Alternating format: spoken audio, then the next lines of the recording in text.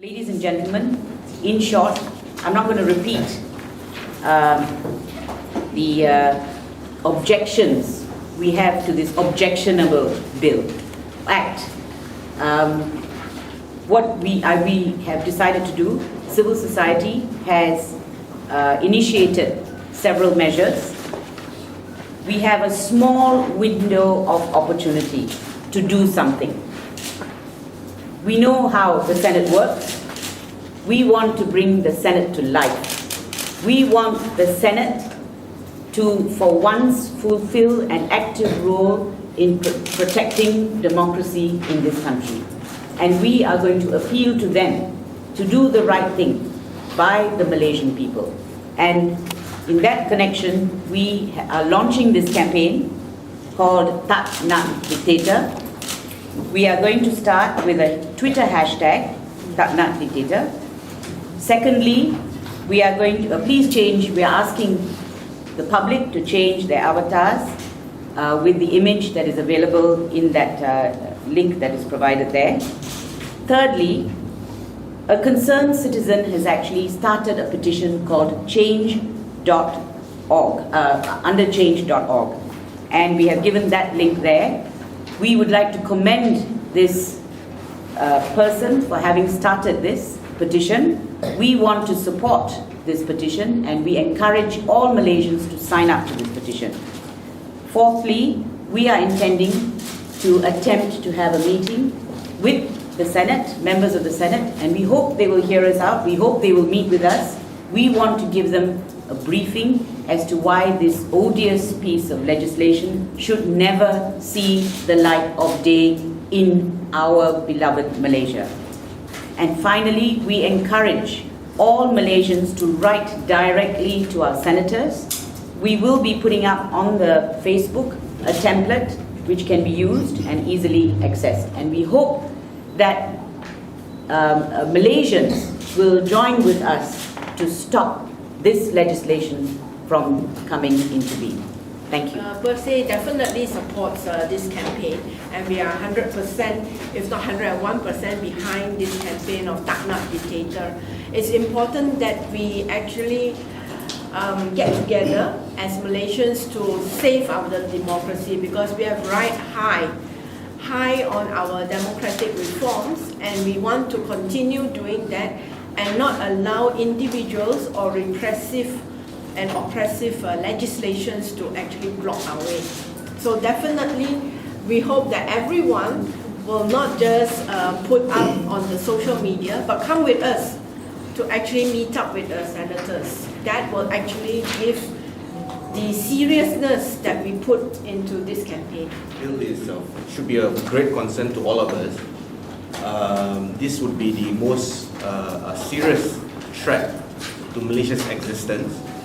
We know in the past in Southeast Asia, there has been dictatorial regime who clung on to power in Philippines, in Indonesia and elsewhere.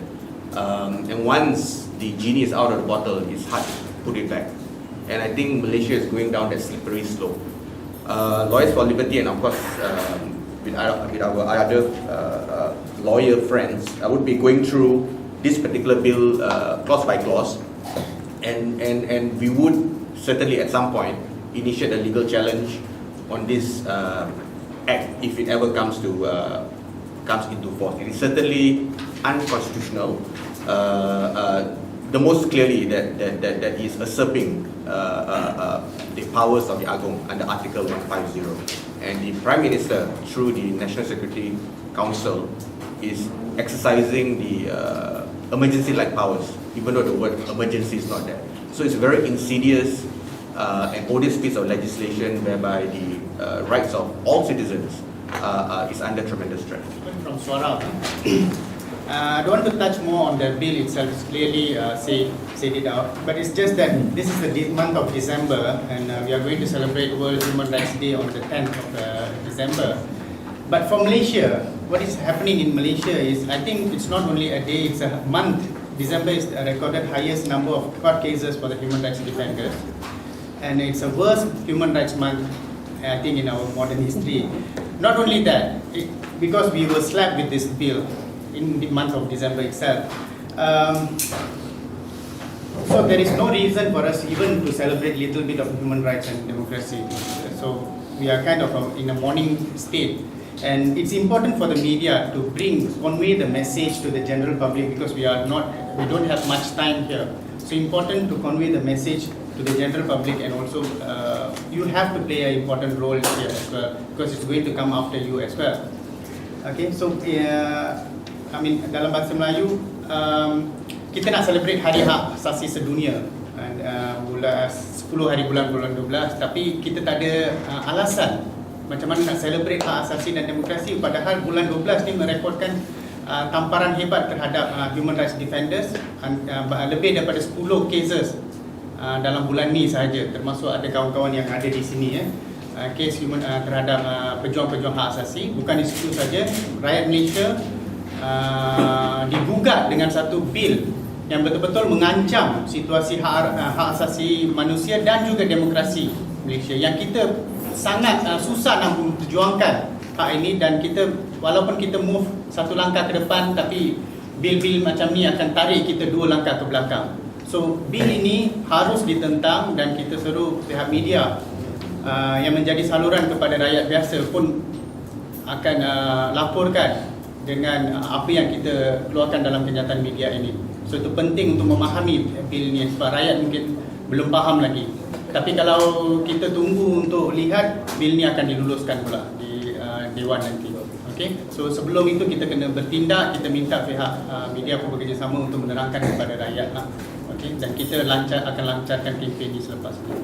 I'm Xiaolong from Institute Rakyat.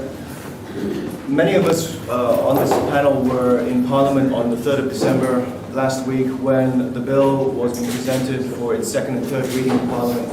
And we attempted to lobby many of the members of Parliament on both sides, and in particular Shahidan Qasim, who has tabled the bill. And what was very clear to us was that even senior members of Cabinet were not aware of the full contents of the bill and the implications that it has for Malaysian democracy and politics. The most serious point is that we live in a constitutional monarchy that is founded on the basis of parliamentary democracy. The powers within the bill, which assign military and policing powers to the Prime Minister without due instruments of check and balance and accountability, basically transform us into a presidential system and a presidential dictatorship. So democracy is already in bad health in Malaysia and now is on the edge of the abyss. If this bill goes through the Dewan Rakyat and if it gets the assent from the Yang Di-Pertuan Agong, then Malaysian democracy will be in deep, deep trouble, and we will all be in deep, deep trouble. So we all have to pull together to fight this bill.